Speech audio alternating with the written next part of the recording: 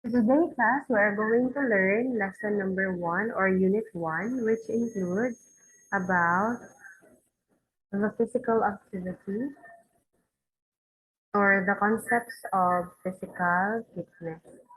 Okay?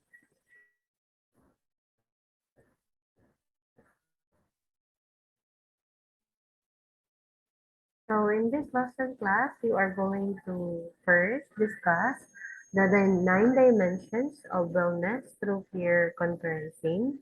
Second, you are also going to perform a regular exercise routine through Zumba dance presentations. Nagawa natin kanina. Third, this is to show how to conduct a safe and effective exercise program. So you can use through a blog, and you need also to write an FITP plan before having an exercise routine. So kadaghanan sa inyo nga mga college students, as most college students do, they have probably set goals. So na may mga may mga goals na gina-set sa bawat isa. So dapat inani nila kung timbang, dapat taga-adlaw naga-jogging ko. Pero drawing lang ang uban or drawing lang ang tanan. So I hope dili siya drawing, no? So obviously, your individual goals differ from those of your fellow classmates. So maybe si Jerica is different ang iyang goal when it comes to fitness other than kang Luya. So, but everyone's goals share one common attribute. So their intention to improve individual well-being. So, okay na eskwela mo no because you want to improve your individual well-being. So, diri po sa ato ang PE1, the fitness and wellness. So, kani siya, gina-intend ni siya para ma-improve po ang inyong individual well-being. Gikan sa inyong physical, sa inyong mental, so totality, no? So, however, there are as many ideas about how to do that as there as individuals. So, lahi-lahi siya. So, ako na pagbuhat, ma'am. Dugay na ko nangarap, ma'am. Ginani nga, ma'am, ginani nga weight. Pero, kaloy, wala paghihapon. Muna, ako na lang mga pag-ampo, ma'am. Kung di ko na mo papayaton, Lord, patambuka ko mga friends. So, na lang, no? So that's why do your goals involve making more money, achieving better health, or improving your relationship. So holistic wellness involves all those aspects of life and more. So mao gani nang eskwela ta because we hope to have a better future. We hope to have a better health. We hope to have an improved relationship. Pwede ta marespetuhan because we have our education. So maintaining physical fitness food plus and liver state condition has a lion's share for wellness though. So kung makita ni mo isa ka lion class, hindi kailangang lawas, no? So this unit explains the concepts of physical fitness. So which might assess to stay fit, to exhibit confidence, optimism, and self-efficacy. So they have the energy reserves to do what needs to be done today and to plan for a better tomorrow. So because this is PE class, kinanglan na jud mo ninyo maglihok-lihok taga-adlaw, no? So you need to have your exercise, kasi 3 minutes to 5 minutes or to 30 minutes na class, mag-walking sa mo for tomorrow, nya pagka next day jogging, pagka next day apila na ninyo og kanang aerobics or maybe Zumba, kinala siya class. You need to achieve that. So the most effective and transformative goals are those designed to achieve the highest level of personal wellness. Kasi nga, class, very important ka. Ay, good. Kung saan man na ninyo, no, kung naangko na ninyo na, mo na mong nurse, pero masakiton po. So that's why PE1 will help you to have your physical activity, your exercise, to aim for you to have the fitness. Okay? So you need to have effective and transformative goals. So now did siya result class. So in this lesson class, you will encounter differentiated words such as physical activity. So kung maka-encounter mo any class, meaning class, that is any activity that requires skeletal muscle and requires energy, aim at improving health. So sama sa itong gibuhat ganina, Zumba dance, is also one of a physical activity. So, pinahanglan man na nato itong skeletal muscle, no? Pinahanglan po natin energy para mubuhat ana. So exercise is a subset of physical activity that is planned and structured, aimed at improving fitness. So ang exercise pod class, kuha na siya ng katong isa ka set ba ng physical activity. So imo na siyang giplano na siya structure para na sa isa ka target. So for example, kung imong weight karon is 80 kilos.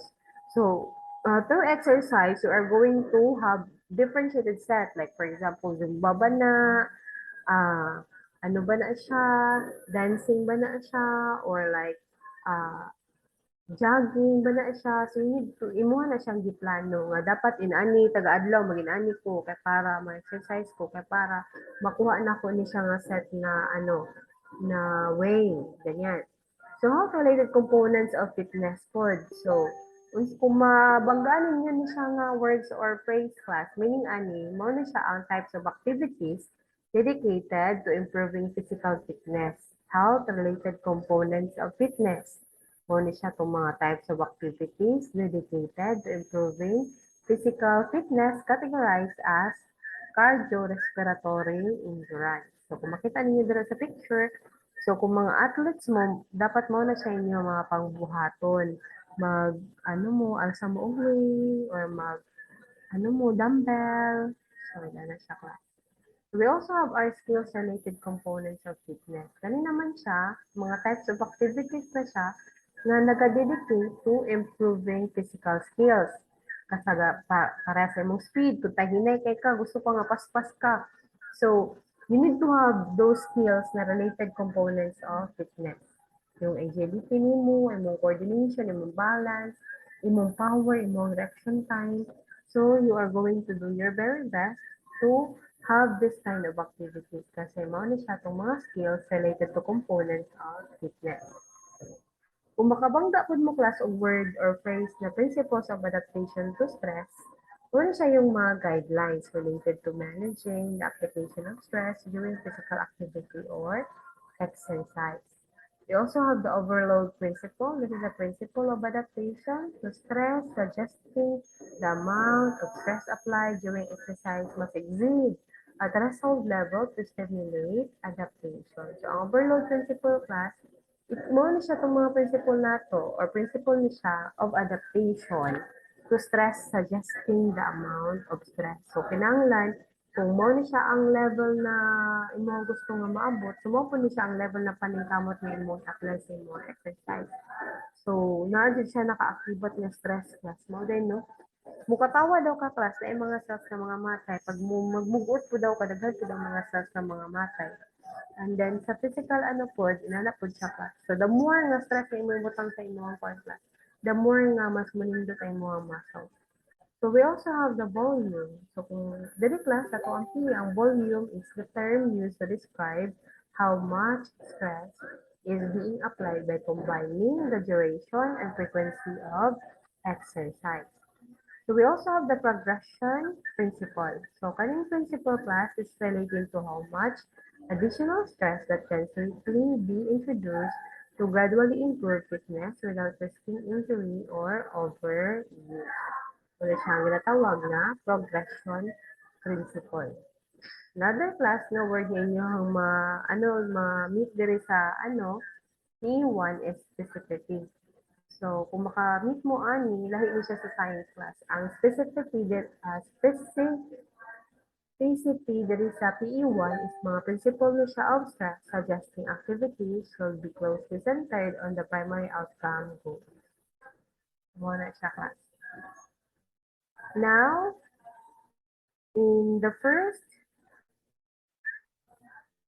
lesson, you are going to define physical fitness, physical activity, physical exercise, and sports. Sabi niyo mo, no, sa una nga, same lang man sila ang physical fitness, physical activity, o physical exercise, same ra man siya. So, dili day no, lahi-lahi day sila o meaning. So, we need also to understand the benefits of physical fitness. So, kung fit magud ka class, physically fit ka class, mas more nga, dili ka dali magka-fit. So let's start with the physical fitness. So unsa ang physical fitness, ma'am? So it is an ability to meet the ordinary. So kung unsa lang jud to, kung unsa ang level sa imong height, dapat mao lang pud ang kuan sa imong way sa imong timbang. So as well as unusual demands of daily life safely and effectively without being overly fatigued. So dili pud class pwede class no nga i-over na nimo imong exercise, i-over nimo imong walking, i-over nimo imong dancing, imong singing and everything. Kasi pud ma-over fatigue pud ka. So dili pud siya maayo. So too much of everything is dili di maayo. So simply, it is the body's ability to function effectively and efficiently. So kani physical fitness di ay abilidad din siya sa tuong lawas na mo-function effectively o efficiently and contributes to total quality of life. So the totality a fit person has a healthy and happy outlook towards life. So fitness is the young man's ability or absolute necessity. So para sa inyo kas mga bata pa kayo mo. So lisod kayo no kung dali lang mo maluya, masakiton kayo mo, ano siya ka. So possibly ang mga bata pa manggod, ang mga young man's manggod, kinahanglan na nila ang fitness. It is because kailangan pa ninyo enjoy inyong kinabuhi, enjoy ang inyong pag-eskwela, enjoy tanan. Kasi pag tiguang na ninyo class, dili na ninyo kaya enjoy. So, it breeds self-reliance and keeps man mentality alert. So, muna siya ang nindot class. Kasi, ano man good, meaningful class, maasahan pud mo ba? Maasahan mo sa inyong mga classmates, maasahan mo sa iyong teacher, maasahan mo sa balay, maasahan mo. So, daghan mo gud kaayo og trabaho jud ang young men good. Usually jud kanang saligan ni mama ni papa sa negosyo, saligan ni mama papa sa pagpaskwela, saligan ni mama o papa sa pagbantay sa mga manghud, pag-atiman sa mga balay. So, daghan kay mo og trabaho actually. So, that's why you need to have fitness. So, dapat fit jud siya. Kasi nga, kailangan ta may mong mentally alert when we are doing something. So, through research, food, and scholarly inquiry, it is clear that multidimensional characteristic of fitness or physical fitness can be divided into two areas. So, divided din siya into health-related physical fitness o skill-related physical fitness, diba? Ay ang health, ay po ang skill. Okay? So, according to Clark in 1889, found that physical fitness is not a static factor. So, dili siya static factor no nga. Kung wala kay buhaton, mayat na ka, mahimo na ka physically fit. And it varies from individual to individual. Lahi-lahi pa din siya, no? So, lahi ang physical fitness nako o lahi po na yung physical fitness ninyo. Especially ng mga dagko gani kayo bukog. Actually, mas ano guna sila, mas pindot guna sila kay ngano. Although tanawon nimo sa gawas is tambok sila, but actually dili. Physically fit sila, pero ang ilalang bukong is dako. So, mas nindot no na class kay mas ano ka kanang dugay kaliyahon o dugay mga kuan imo mga gubok nimo ha bukog kasi nitong dagko o katong mga nindot kay nga mga bukog. So actually class mo nang differentiated structure sa tao. Dili po ka makaingon nga tambok siya, dili siya physically fit. Kuan lang gid siya kanang nasa hina nga metabolism ba or like kanang dagko ang niya mga bukog. So, sa ko ato class, dagko ako ang mga bukog class. Pero dako ko nga tao tan-awon, pero kung mag-base sa timbang is dili siya wala pud siya ni abot yun og over kay nga timbang like overweight ganyan. So wala pud. So mo na siya class. So lahi-lahi ta class. Maybe ang physically fit ni Jerka is lahi ang niya pagka physically fit sa ako. Fit Barry's class. The physical fitness class is probably the most popular and frequently used term in physical education. So, ngayon na jud kag, ay, basta physical fitness gani, diya jud na sa piyo nato makita. So, actually, the most important objective jud ng physical educator is to develop physical fitness. So, kami jud ang jud, objective na mo is para ang mga estudyante mahimong physically fit. So, according to Nixon and Cousin's quote, it was the desire to establish a scientific approach to the development of physical fitness which formed the basis of the first meeting of physical educators in 1885. In the profession of physical education originated. So the United States presidents is the ability to carry out daily tasks with vigor and alertness. Example, ano no, to ang president nato, example na siya, or the council, or president's council. Kung ano, nag-ano din na sila, na sila yung mga daily nga physical fitness and sports. It is because pinaanggian na magkaroon tag ability, magkaroon silang ability to carry out daily tasks. So, everyday ba yun na may task. Everyday po na sila task. So that is to develop vigor and alertness. Okay? So, makaano po na siya class kapatigan. So, kanagong mga hunahuna na ito nga mga pangit like depression, anxiety. So, actually, ang one food eye class, physical fitness is makatabang ana. Okay? So that's why po daw nga makaano ta, maka-experience ng mga pangit na mental illness. It is because wala tay maayo nga or dili ta physically fit. So, generally class, ang physical fitness implies the ability of a person to lead most effectively and with his and her potentials, which depend upon the physical, mental, emotional, social, and spiritual components of fitness, which are highly interrelated. So, interrelated din na siya class atong physical, atong mental, atong emotional, social, and spiritual. So, generally, kung fit ta, usually jud, kaya siya tanan is in good condition. Okay? Now let's go to the next slide. So this is about physical activity. So sa di ang kalainan ng physical activity o physical fitness, ma'am? So physical fitness, totality to siya. See, physical activity kay it is a bodily movement produced by skeletal muscles that results in energy expenditure. Okay? So, itong mga physical activity dira, itong ginabuhat, so does not require or imply any specific aspect or quality of movement. The term encompasses all types, intensities, and domains. So, itong ginabuhat sa class.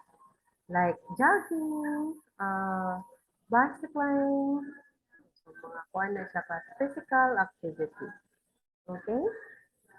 Yung mga aerobic activities class such as walking, basketball, soccer, dancing commonly require the use of large muscle groups. So, kinanglaman dyan siya large muscle groups class, no?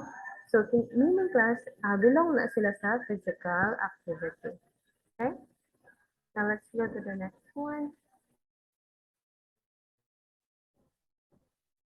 So, next class is physical exercise. So, sila pala ini ma'am. So, si physical fitness, totality siya, no? Dapat, ano siya, mahaom ang imong way, padung sa imong height, padung sa imong mental, emotional na state. So, maka-apekto siya sa tanan, ang physical fitness. Ngayon, pag physically fit ka, meaning, na-achieve niyo mo ito tanan. Okay, nakamaayo nga panglawas, dili mo lapas imong timbang sa imong height, okay ang imong mental health, okay ang imong physical health, okay ang imong emotional health, totality siya, physicality. So now, sa physical, ano po, katong ganina, physical activity, so yun yung mga specific na ng mga activity, no, bike, aerobic, basketball, soccer, everything. So, meaning physical, ano to sila pa? Activity. Now, how about physical exercise, ma'am? Di ba parehas naman ang physical exercise at physical activity, ma'am? So actually, nasa lang mga common elements. For example, both physical activity or exercise, kinanglan siya o bodily movement. Produced by skeletal muscles that expends energy are measured by kilocalories, ranging continuously from low to high, and are positively correlated with physical fitness as the intensity, duration, frequency, movements increase. So pareha sila class, kinanglan o bodily movement. Ato apod silang gina-measure, pinaagi sa ato ang kilocalories. Pwede po siya nga naa siya positively correlation, pinaagi silang intensity, silang duration, sa frequency, sa movement.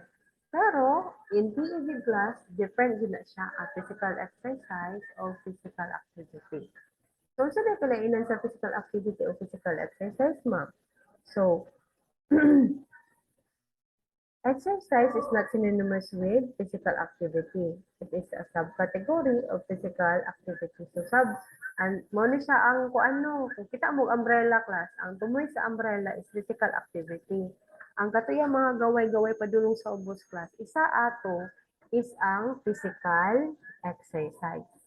Okay? So, dili sila parehas.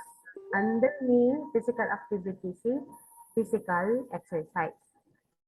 So exercise is physical activity that is planned, siniplano siya dapat atong exercise. Structured, repetitive, like everyday yung ka nag-jogging. So napod kay purposive. So nakay sense of improvement. So gusto ka na nakay-maintain nga weight, pwede nga improve ang imong weight or like mas mo sexy pa ka. So dapat akong hawak ka na 30 is may mo 21, ganyan. So you have set of exercise.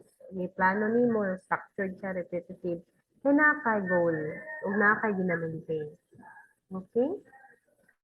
So, muna siya ang formula class. We have the kilocalories exercise plus kilocalorie non-exercise equals kilocalorie total daily. So, muna siya imuhang kuan class pag compute. So, kung gusto ka nga ma-attain mo imong timbang, ma-attain mo imong goal na 21 nga hawak, so muna siya ang imuhang sundon. So, katong mga kilocalorie ni mo exercise, diba makita ni mo na sa Zumba class, sa yoga nga. Kung magbuhat ka ni, muha ni siya ng trabahoon, ni sayaw, trabahoon ni mo ni nga yoga, makuhaan ka o nani nga exercise, ay nani nga calorie. So, mo to siya mo nga basihan class. Pero, napoy kilocalorie na exercise. So, for example, imong pagkaon, ba? So, imong pagkaon class na makabawas sa ginani nga calorie, imo pa na siyang i-add. So like for example, nag-exercise ka, nag-yoga ka ganina, nag-zumba ka, mo ni siya, 300 kilocalorie to siya nga exercise.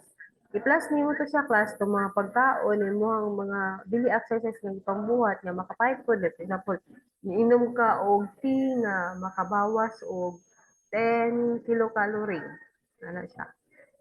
I-add na nimo siya class mo na siya ang kilocalorie total daily. So meaning class mo na siya naga-less sa imong kilocalorie kasi may anapin mag-measure nga class nga timbangan, so ma-measure po siya sa imong calorie. Like lapas ra kay mo ang calorie or ubok ra kay mo ang calorie. Sinana siya ka. So kung gusto ka magpaniwang, so kani siya dapat imo na siya i-minus sa imong timbang. Kung gusto po ka magpataas sa timbang, so kani siya dapat imo ni siyang i-plus sa imong timbang. So kumbaga, kana unsay imong gibuhat nga exercise nga makadungag sa imong timbang. Unsay imong gibuhat nga non-exercise nga makaano sa imong timbang. So timong gipangkaon nimo class kung tan-awon na siya nimo sa likod na siya naka-equivalent na kilocalorie class. Okay? So now let's have the next one. So let's talk about the sport. So, physical activity class, isa ani is another umbrella niya class is ang sports. Okay? So, kinsa may ganahan diri og sports class? Kitaas ang kamot. Itong virtual na kamot. So, very good class. So, nindot jud no nga naatay mga differentiated sports na to ang gina-perform such as volleyball, basketball, sepak takraw, mga differentiated class. So, ang sport line sa class, isa po siya ka umbrella ng physical activity. Diba? Ang unang umbrella ng physical activity is physical exercise. Another umbrella niya class is sports. So, sa ang sports, ma'am? So, ang sports class it is an organized competitive form of play. So, i-organize na siya class para sa volleyball, organize na, di ba? And then, competitive pa din, mag-compete ka from one group to another group. So, some persons use sports simply as an organized form of play. So, ibang tao, nga lahuna-huna, i-organize lang mo yan siya para di ta mag-away-away, di ta mag-inani whatsoever. So, which might put it closer to physical education as we have defined it. So, kung tanawin mo, ang sport is close man na yung meaning sa physical education kasi organized naman na siya nga form of play. So however, class dili, close consideration will show that sport has traditionally involved competitive activities. So dili lang siya gi-organize din sa class na dapat mo na siya mabuhaton kay para mo kang physically fit or whatsoever. Ang na-add ani nga component class is competitive siya. So, kailangan nimo makipag-compete na winner na loser. So when we refer to sport as organized competitive activity, we mean that the activity has been defined and formalized.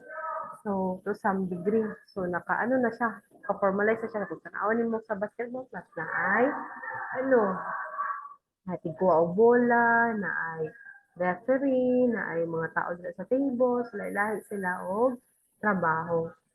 So that's why it's a sport kasi gi-refine siya, formalized siya in different or in some degree. So some definite form of process involved. So we have the rules, whether they are written or not, are involved in this form of activity, and these rules and procedures cannot be changed during the competition, though new ones may evolve from one episode to the next. Okay? So sport is above all competitive activity din siya. You cannot think of sport without thinking of competition, or without the competition, sport becomes simply play or recreation. So dula lang siya or recreation lang siya, for entertainment lang din siya. So that's why without the competition class, hindi din siya matawag na sport. Pero kung sport na siya, meaning naka-include na dara ang competition. So play can at all times be sport, but strictly speaking, ang sport, dili pwede nga simple play lang. The competitive aspect is essential to the nature of sports. Kinahanglanan din siya. So let's have the next one. Now let's have the general principles of fitness training. So kinahanglan man jud mag-training ma'am no kung gusto ka may mo fit. Kinahanglan jud na set of fitness training mo kung gusto ka may mo uh, sportsmen or like mga athletes. It is because class, ang ato mong body, nag-adapt na siya. Okay, when we expose or when we are exposed to stress. Then ana ato ang ginabuhat permi, sumana dito ang lawas, o mo-cope up ana nga mga stress. So the term stress, within the context of exercise, so lahi ang stress sa mental stress class, diri sa PE. Diri ang stress sa PE class, kay ano siya, exertion above the normal. So, kapag imuhang pagsayaw ganina nga imuha dyan yung force, na ato siya stress. Okay? So, kasi ang stress is an exertion above the normal. So, ang everyday function mo, wala ka lang ka, galingkod lang ka. So, imuhang gibutangan og stress na imong pagsayaw nga ano gid mo siya, ma-execute gid mo siyang tarong. So, dili siya normal na imong ginabuhat. Pero pag ano nimo execute mo ani nga sayaw, you have a certain stress. Okay? Now, the specific activities that result in stress vary from each individual and depend on a person's level of fitness. For example, a secretary who sits at a desk all day may push his or her cardiorespiratory system to its limit simply by walking. Maglakaw lang gani class ang galing sa lingkod all day, hangak na kaayo. So, several flights of stairs is, ano, pa siya, that is stress. For an avid runner, resistance training may expose the runner's muscles to muscular contraction. The athlete is not accustomed to feeling, although stress is relative to each individual. So there are guiding principles in exercise. So on exercise with class, kung mag-go jud ka into training, fitness training, kailangan jud mo mag-exert o effort, not just the normal way you are doing or normal way na imong ginagawa. Okay? Now let's go to the principle of overload. Ano may overload, ma'am? Upper tayo, ma'am. Ikahan mong lawak. So this is a principle of overload class. Consider ninyo ang old saying class niya, no pain, no gain. Diba? Sa sports gid class athlete, kung wala jud pain class, wala jud na nag-form imong mga muscle na everything. So that's why nga, kinahanglan jud nila na no, walking, tapos jogging na pod. Inyo jud lang siyang buhaton ng adlaw class if you want to be physically fit. Kasi kani inyong success, dili mo physically fit, so wala gyapon no, di gyapon sa maayo class. That's why you need to be physically fit for you to perform well as a nurse someday. But no pain is no gain. You need to do ano dyan, very good exercise. Okay? So does exercise really have to be painful? Yes. Does exercise really, as this adage implies, to be beneficial? So, absolutely not. So, na lingkod nga, ano no, grabe kay nga painful no nga balik bakit na nadara imong kalawasan, yung mga bukog and everything. So, dili po siya class. So, dapat enjoyable siya, gamay nga stress, or exert effort, and then santod na kaya mo mo nga ano. Okay, like, dili pwede nga pagkaugma dahil, 1,000 kilometer jogging na yun kasi, na PE. Hindi po na siya class pwede. Okay? So, you need to have kana step-by-step din siya. Mura kung kang magtuon og lakaw, diba? Step-by-step lang dyan. Hindi mo pwede nga nidagan na ka so before ka nakatuon og lakaw. So perhaps a better way to relay the same message would be to say that improvements are driven by stress or yung effort niya talaga. Physical stress such as walking at a brisk pace or jogging places increased stress on the respiratory system. So, inuwa rin siya yung muun taga-adlaw class or 3 times a week or 4 times a week or 5 times a week. So, para hinay-hinay, ma-regulate mo yung system, ma-manage mo yung heart rate, yung blood pressure, yung energy production, yung breathing, ang imuhang sweating or for temperature regulation. So as these subsequent adaptations occur, the stress previously experienced, patoy imuhang effort, cert, ano ni mo nga, anong muscle pain ka, mawala to siya hinahinay plus. Kung imuon na po na nimo siya nga mga butang, mas ano siya, hinay. Okay, di na siya sakit. So, sa pagsugod, sakit kayo mo palawasan, kaya ginani ka, pero hinay-hinay, kumahanad kayo mong lawas, hindi na siya masakit. Wala na siya muscle pain. Okay? As a result of the adaptation, more stress must be applied to the system in order to stimulate improvement. So, dapat more effort pa yung class. So, karon simple lang sa ito nga Zumba. Next na po, disibisura na po na ito gamay. Okay? Now, let's have the FIPT. Susunod niya FIPT, ma'am. So, FIPT stands for frequency, intensity, and size. Okay? So we have frequency, intensity of time, and height. Okay? So the amount of stress based on the body class can be controlled by 4 variables. Kani siya ang nag-control. Okay, class? So let's talk about frequency of time. Each variable can be used independently. Actually, pwede na frequency, na pwede time. Pero kani siya, usually, gina-combine din siya. So, such in the case for frequency and time. So frequency class relates on how often exercise are performed, like once a week, twice a week, thrice a week, or every day, every other day. So mo na siya ang frequency class. So ganas ka nag-exercise. So kung beginner class, dapat ay mo exercise is 2 to 3 times exercise session a week. Okay? Sufficient na siya class ko para sa mga beginner lang sa para dili ka balian o dili ka sa tawag mag-cramps sana. So stimulate improvement lang sa class. On the other hand, as seasoned veterans, katong mga veterano na kayo dira nga naga-jogging, naga-exercise, nagasayaw. So kung sa una, 2 times, 3 times lang karon, dinagana. Okay? So katong kaya na sa inyong lawas, mao na siya ang overload principle plus na kung nag-improve na yung fitness, mas mudako po din mong panginahanglan. Like, kung 10 minutes lang ka nag-exercise, sunod ka ni dako na yung panginahanglan ka, sunod, 30 minutes na ka, 40 minutes na ka, to 1 hour na ka nag-exercise na sa class. So, kasi kaya mo na eh. Ang imuhang muscle is gusto na og mas, more stress pa, more effort pa sa exercise.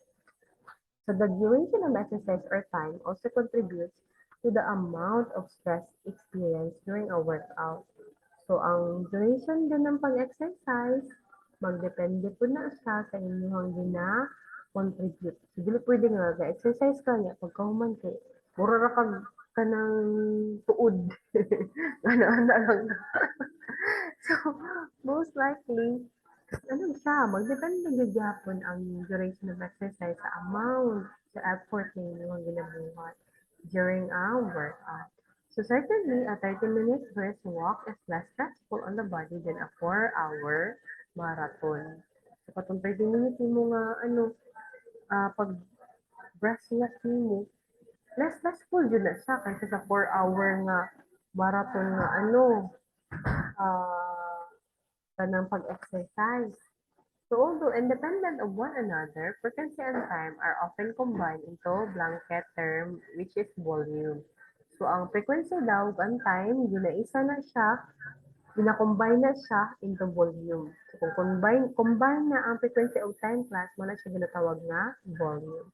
So for example, ang inyong jogging plan is week 1, 3 days a week at 30 minutes per session. Week 2, 4 days a week at 45 minutes per session.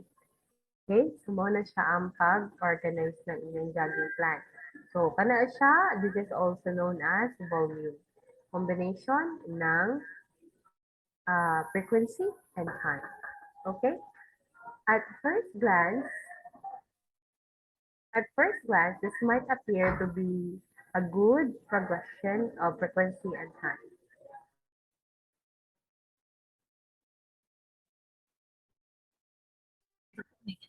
So, mo na siya ang FIPT. So, naman na nato ang frequency of time, no?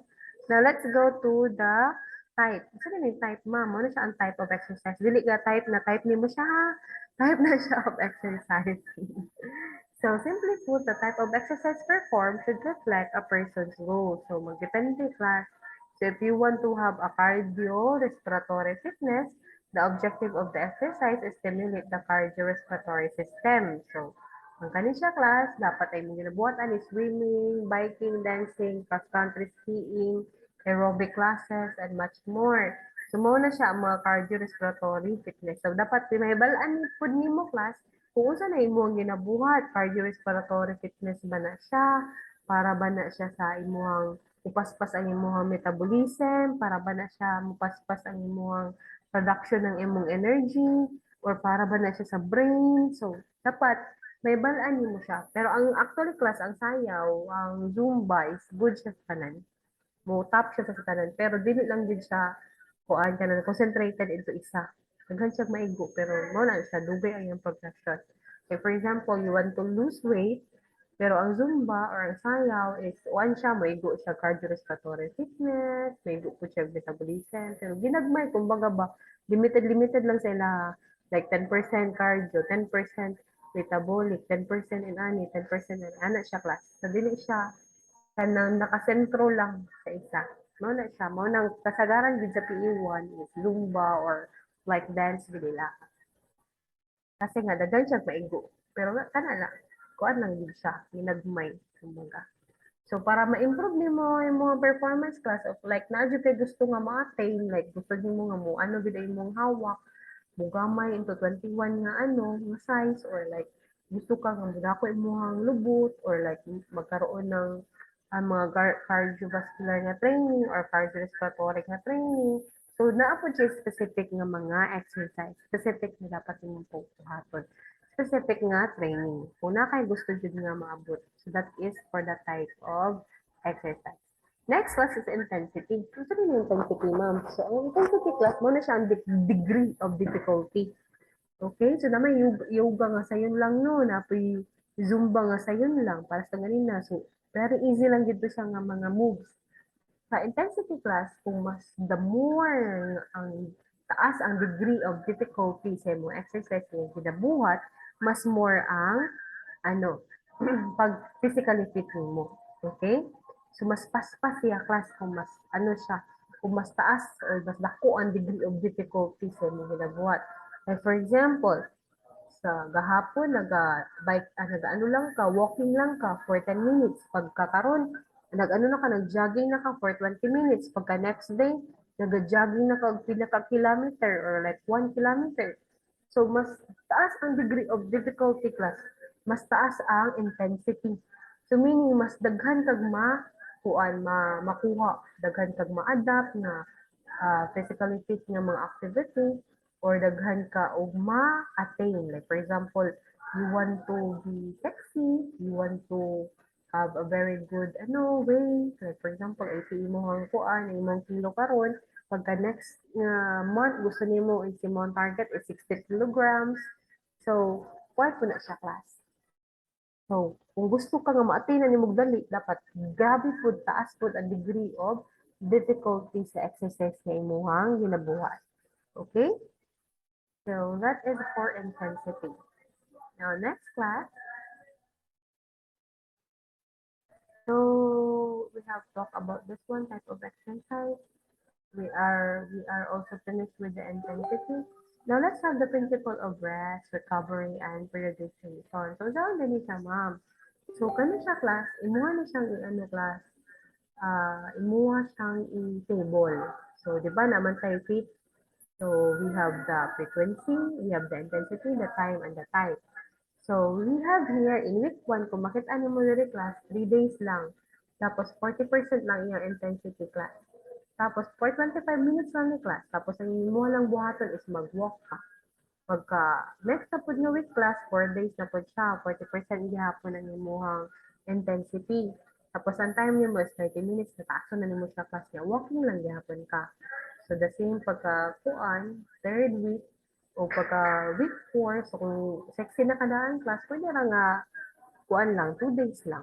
Or like, nadyo kay gina-aim nga way, nadyo kay gina-aim nga goal, so mas i-intensify mo siya.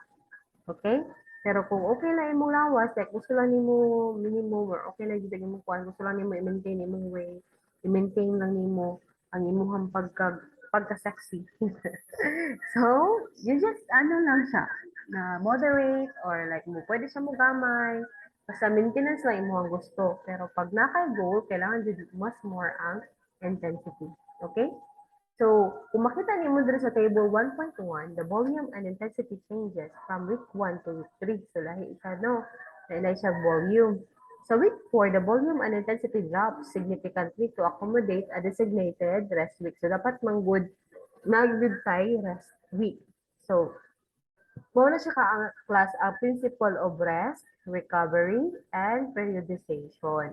So, mo siyang planuhon. Asa ka nga week mag-rest, and then, kanina chart, were continued. So, weeks 5 to 7 would be stress week na po. Yeah, week 8 na po, another rest. Ito na siya class. So, this pattern to be followed for several months. So, dapat planuhon din siya ni mo class. Okay? So, karang palandaan, magbuhat na mo ani class para makabalo mo kung unsa inyong goal. Gusto lang ba ninyo nga mahimo mo physically fit? Or like, for maintenance lang kay physically fit na mo? Or like, gusto niyo mag-loss of weight. So, mo to siya class. Kung gusto ka nadyo kay goal, so mas more ang intensity, mas more ang frequency, mas more ang time, mas more ang extreme ang type, then you will really attain those things. Okay? And then, mo ko na siyang principle of individual differences class. So, di ba, lahi man tao, uban sa tuwa, mama na, uban sa tuwa is, bata pa, ang uban sa tuwa is, kanang, na yung mga medical histories, yung mga medical problems. So, the individual differences of us will also teach us kung saan pag-adapt. Sa tuwa lang pong kaya. Okay? So, while the principles of adaptation to stress can be applied to everyone, di ba? Tanan man yun siya, kita tanan pwede na ito niya-apply. Pero, not everyone responds to stress in the same way. Kasi ang uban sa tuwa, makuyapan ako, ma'am. 10 minutes na ma'am.